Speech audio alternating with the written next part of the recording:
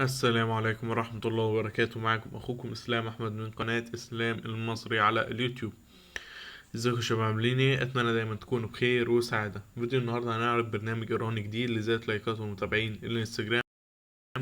بس في ميزة جميلة جدا جدا جدا بتميزه عن بقية البرامج الإيرانية الخاصة بزيادة لايكات ومتابعين الانستجرام.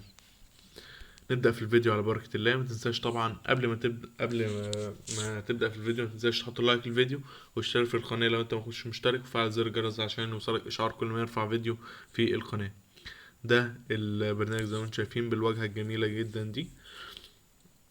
بعد ما تفتحه هيظهر لك الخيار ده، تقدر تجمع منه يدوي، والخيار ده تقدر تجمع منه بشكل تلقائي. اول ما تفتح البرنامج بيديلك 40 نقطة تقدر تطلب بيهم لايكات او متابعين، وبيديلك برضو 40 نقطة تقدر تطلب بيهم لايكات.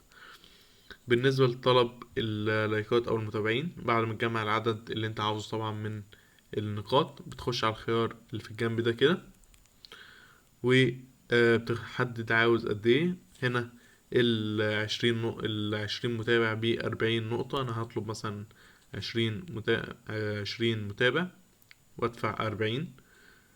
استنى لغاية ما يطلب المتابعين. هتظهر يا شباب طبعا النت عندي بطيء شوية، فهتلاقوا البرنامج مش سريع معايا شوية. زي ما انتم شايفين يا شباب، طلب معايا المتابعين كده.